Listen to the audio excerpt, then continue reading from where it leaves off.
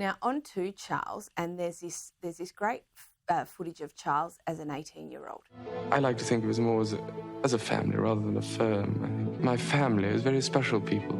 And in that sense, I'm only beginning to see my parents and the rest of my family as other people, do you know what I mean?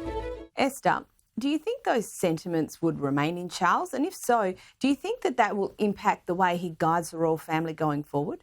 You can certainly see reflections of that sort of sentiment in his day-to-day life. The fact that he even wanted Prince Harry at his coronation ceremony shows that he really does see his family as something to be cherished, and he's really trying to treat it more as a family than a firm, even though it is effectively both, and he is both leader of his family and the firm. Clearly, Prince Harry has different views on that and the extent to which he thinks family should take precedence over the firm, or really the extent to which both of them even relate to each other. But it's clear that with King Charles's very unique upbringing, knowing that he was always destined to be the monarch, it's quite heartwarming to know that he had a view of his family as more of a family than a firm. Obviously, that dynamic of that has changed significantly, but it is quite heartwarming to see those sentiments being resonated. I think you make a really good point there, Esther. In my view, it really softens Charles, particularly given how loved the Queen was, and Charles has got big shoes to fill. What do you think? I think you're absolutely right. I think it does humanize him to a large extent. This is a family that are still very traditional, still very hierarchical. This is a family that writes letters to each other. And these are the kind of correspondence that the media uses to actually tell what relations are going on within the royal family. But just to know that this is what he thought, and he really tried to view his family as a family more than a firm, it really does humanize him, and it creates a different perspective into what life in the royal family is like, especially now that he is leader of both the family and the firm. Now, while we're focusing on the coronation, we are hearing that the royal family is ready to crack on with core business once it's done. What's the view? Well, yes, the coronation is not without its controversy. You still do have Republicans that are not too keen on the royal family. But overall, it is, very much looked forward to event.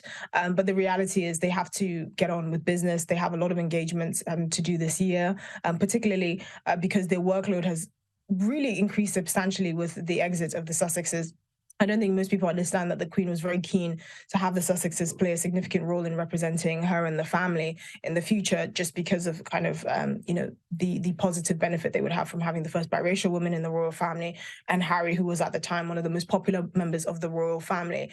So the fact that the monarchy is going to be slimmed down and it's going to play more central roles in effectively British diplomacy, their workload has increased to a significant degree. So I think they'll be quite keen to show that it's business as usual, and it's not just all the pomp and circumstance of coronation ceremonies. So lastly, William has a special role during the coronation service. Can you tell us about it and what's its significance? Yes, so we know that William, as the future monarch, does have quite a central role in the monarchy and in the royal family. And in this ceremony, he will be participating in the section known as the Homage of Royal Blood, where he'll be effectively swearing his loyalty to the king, which is quite a central part of this ceremony as the future monarch himself.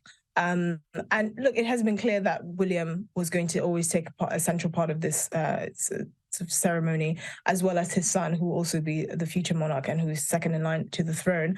And it kind of just shows the contrast how, he went from effectively being third in line and having a very significant role in the royal family to now really being at the center of it. His father is clearly in his 70s, and his reign will be shorter than his mother's reign. So he will have a central role both in this ceremony and in future royal engagements to come. Esther Krakue, thank you so much for joining us. I look forward to chatting with you next time.